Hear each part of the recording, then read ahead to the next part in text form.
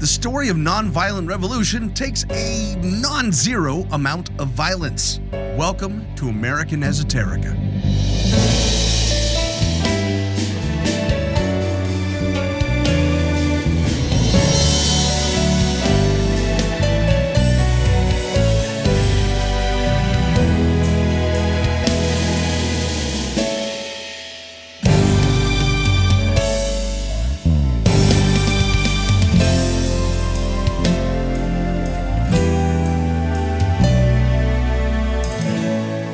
If history class gives you the lemons, this is the lemonade. The essential stuff in between. The personalities, events, and other ephemera that shape our history and culture. I'm Brian Powers. From the outset, I want to note that when you talk about someone like our subject today, you wind up having to bleep some language. More than, let's say, usual. Because this dude was a bad butt, if there ever was one, for one thing. But parents of younger listeners might want the heads up. Ever heard the name C.O. Chin? It's probably not likely. Any social movement comprises actors both large and small, and Mr. Chin wasn't one for grabbing the spotlight. He wasn't so much a leadership figure, as he was just very resolutely himself, which made him exactly what the civil rights movement needed in the right place.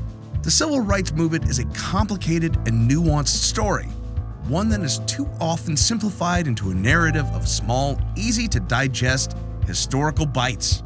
Rosa Parks refused to move to the back of the bus. The Reverend Dr. Martin Luther King Jr. had a dream. The Civil Rights Act of 1964 solved everything, and everybody lived happily ever after the end. Okay, that ending is all wrong for starters, since the movement continues to this day as it must, and although there has been progress, it's more of a 2 steps forward, 1 step back variety at best. And the rest of that story, well, there are enough plot holes to drive a nation's worth of semis through. There are also too many other characters driving the plot to count.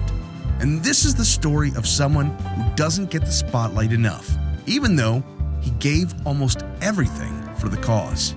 Let's set the stage. In 1942, the Congress of Racial Equality, or CORE, came together in Chicago to use the same methods of nonviolent resistance employed by Gandhi, such as civil disobedience, in the fight against segregation. For a while, it was pretty much a bunch of white northern adults leading the organization. In the early 60s, however, as sit-ins and protests became commonplace, that demographic began to change as the focus shifted towards the South.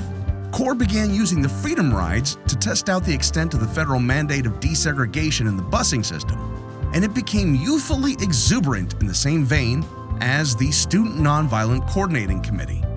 This step in the Civil Rights Movement brought the nonviolent and youthful idealism of the Northern organization into the gritty reality of the rural South. As a black Mississippi farmer and community leader named Hartman Turnbow later warned none other than Reverend Dr. Martin Luther King Jr., this nonviolent stuff ain't no good. It'll get you killed. C.O. Chin was already a wiry, hard man in his 40s when CORE came to his neck of the woods.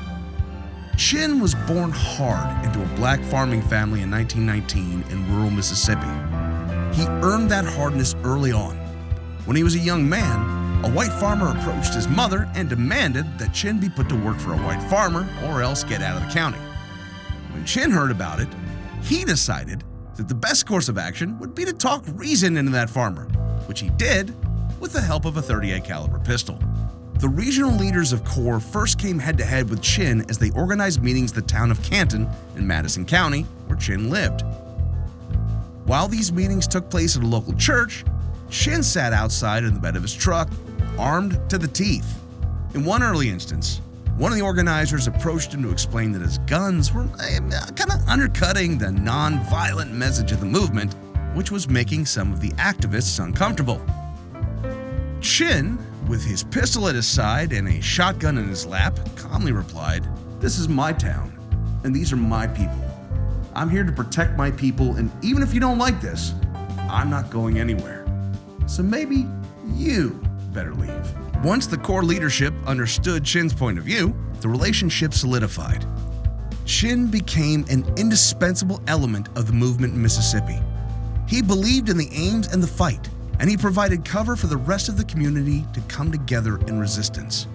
According to one Corps field worker, Chin was the type of person that didn't take shit from anyone. He was a stroke of luck for the entire movement because he and his family were willing to put their heads on the chopping block long before Corps came to town.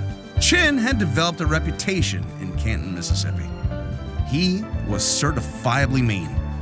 He carried a shotgun with him everywhere he went, just in case somebody didn't catch his whole vibe. The White County sheriff once said, "There are only two bad sons of big female dogs in this county. Me and that, let's say, African-American, C.O. Chin." Corps Field Secretary made it clear, every white man knew you didn't sexual expletive with C.O. Chin. He'd kick your natural ass. Even his wife said he'd fight the devil out of hell if he had to. While he spoke at meetings and in churches to rally others to the cause and register to vote, he didn't speak as an idealistic outsider. He was the toughest nails local who had fought all of his life. A farmer, a cafe owner, a small businessman, and sometime whiskey bootlegger. His strength and that of those around him formed the very real foundation of the civil rights movement.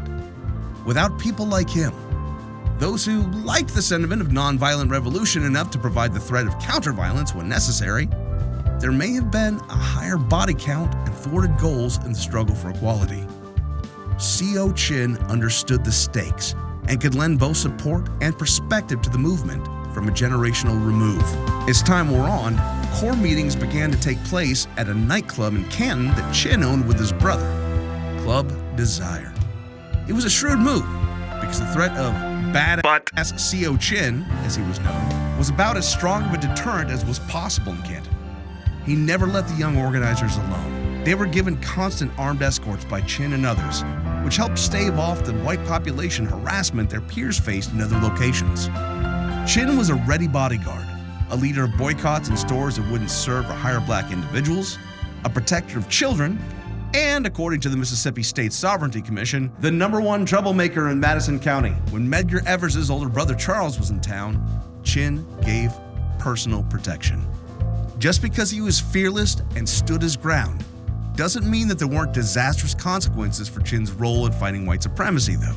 Reprisals from the white population ultimately forced him to lose his cafe and most of his property, and he was frequently arrested. In 1966, a day before marchers were set to arrive in Canton, some white men attempted to bomb the Mississippi Freedom Democratic Party headquarters. Chin and some others chased him away, but Chin managed to shoot one in the arm. He was arrested for assault with a deadly weapon with intent to kill, which is an interesting way to put shot a domestic terrorist to keep from blowing people up. That charge didn't really stick, even though it took a couple years and at least one trip up to the Mississippi Supreme Court and back. Chin wasn't so lucky the next time or two. An investigation in a Head Start program that Chin supplied buses for led to criminal charges for Chin after the program became a target for Mississippi Senator John Stennis. Frustrated by the role these programs played in enhancing the lives and standing of black Mississippians, that racist Stennis applied political pressure to tear apart the program's bookkeeping and charge anyone involved. His efforts were successful in smearing Chin and other devotees, and the program ended. A few years after the incident with the white bombing party, Chin was involved in a shootout in front of his cafe. Another man lay dead at the end, and despite seriously dodgy testimony from a single witness, dubious evidence, and Chin's own witnesses backing up his claim of self-defense, Chin couldn't beat the rap. He was sentenced to 20 years for the man's death, which he served several years of before being released in the late 70s. During his time in prison, he reportedly worked on a chain gang. Chin passed away from colon cancer in 1999 at the age of 80, but he had long since watched his efforts bear some fruit. Both his son and daughter-in-law became judges, a feat unheard of in the 60s. So, this is the end of his story as I'm telling it here. There aren't too many major plot points, or massive confrontations, or shattering revelations. That's kind of the point. We need to hear the stories like C.O. Chin's. His reach didn't extend beyond Mississippi, and maybe not even beyond Madison or Canton during his time. You won't find old clips of him inspiring crowds or leading marches. He didn't leave behind any writings or words of wisdom to draw upon. He'll never be a household name, and there may only be one actual place with his name on it. It's a Head Start program in Canton. But it's still important to know that an entire movement is indebted to people like him. People who won't back down or roll over. He inspired an entire generation of activists to be fearless in his image. Alice Scott, the first black mayor of Canton, cited Chin as her inspiration. C.O. Chin was a bad, bad man, and that was his gift, one that he put to use to make a world where someday men like him wouldn't be necessary. This has been American Esoterica. All sounds were made by me, Brian Powers. Did I get it wrong? Did I get it right? Just want to talk about how I can't seem to get regular episodes out on time anymore? I feel you. Drop me a note. The address is yell@americanesoterica.com. More information on the show can be found at americanesoterica.com. Thank you for listening, and God bless America.